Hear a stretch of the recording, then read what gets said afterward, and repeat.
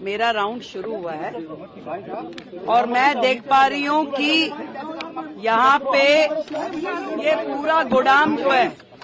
पूरा गोदाम जो है बुरी तरीके से भरा पड़ा है, जिसमें कि इनकी लिस्ट के हिसाब से 458 ऑक्सीजन कॉन्सेंट्रेटर्स यहाँ पड़े हुए हैं, वेंटिलेटर पड़े हैं 146, 36,000 पीपी किट यहाँ पर पड़ी हुई है और भी बहुत सारे मल्टी पैरा मॉनिटर्स पड़े हैं। इसके अलावा बाईपैप मशीन्स पड़ी हैं, बहुत सारी चीजें, मास्क पड़े हुए हैं, मैट्रेसेस हैं, बेडिंग्स हैं, ये सारी की सारी कोविड के समय से लेके अब तक पड़ी हुई हैं चीजें। और ये एक अस्पताल का मैटर नहीं है, ये हर अस्पताल के गोदाम ऐसे ही भरे पड़े हैं। जो कल मैंने हाउस में बोला था, करोड़ों रुपए का मटेरियल यहाँ पे मिट्टी हो रहा है। आज यदि हम किसी एक्सपर्ट से इसे दिखाएं भी तो भी ये यूटिलाइज होने की स्थिति में नहीं है। ये केवल आपके गोदाम भरे हुए हैं आज की डेट में, जिसे आप इस्तेमाल नहीं कर सकते। कोविड से लेके अब तक आप मानिए कि 458 ऑक्सीजन कॉन्सेंट्रेटर्स एक अस्पताल में पड़े हैं। बाकी के अस्पतालों की क्या स्थिति है? और जो 7 बिल्डिंग जो उस समय कोविड के समय में बननी थी, जो आनन फानन में इन्होंने संजय गांधी में उन्होंने पार्किंग में ही बना दी बिल्डिंग।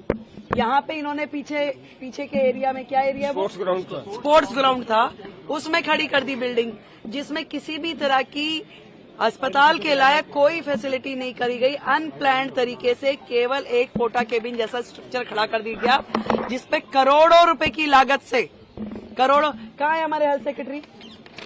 हाँ जी, सेक्रेटरी साहब का है, आइए।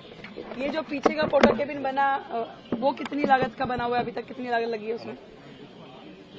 जो यहाँ पे कोविड के समय की जो 7 बिल्डिंग्स में से एक बिल्डिंग है, टेम्परेरी स्ट्रक्चर जो बनाई, हाँ, सेमी परमानेंट स्ट्रक्चर, वो यहाँ पे अभी कितना % पूरा हुआ है? 60% पूरा हुआ है। कितनी लागत से बना था ये?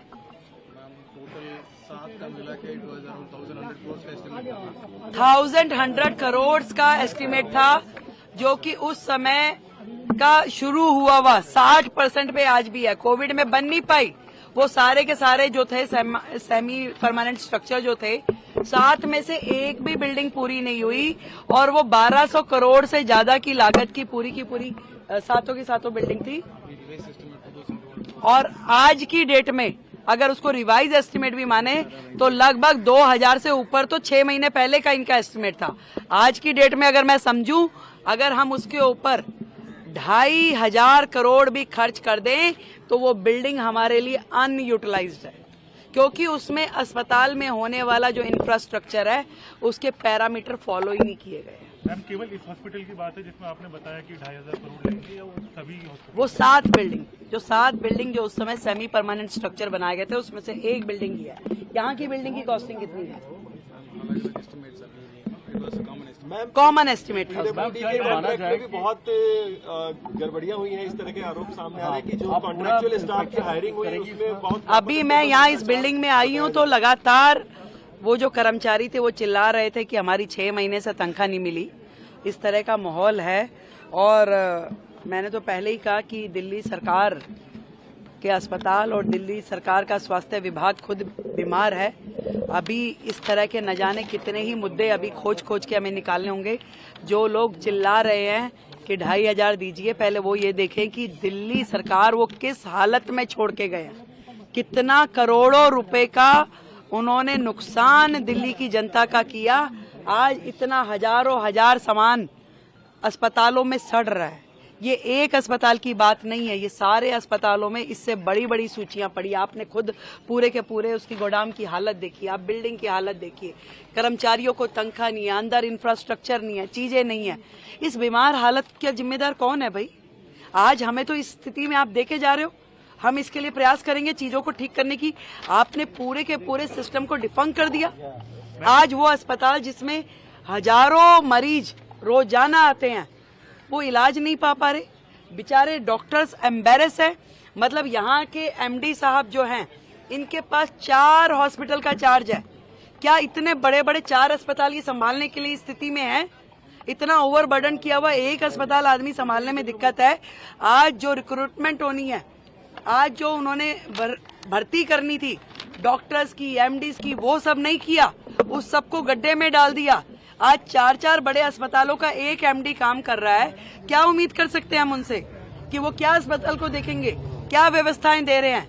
ये जो आम आदमी पार्टी की सरकार है, केवल और केवल चैनल्स पे नोटंकी करने के लिए है। काम करने की दृष्टि से उनका हेल्थ मॉडल, उनका एजुकेशन मॉडल जीरो है, जीरो। और Welcome to K-Mall, a premium project by Kaleen Group. K-Mall is in the heart of Kolkata's electronic, garment and lifestyle hub, Khidirpur. K-Mall, which is designed as a world-class mall, is the outcome of endless effort of our experts, combined with modern superb techniques and new age design. Book now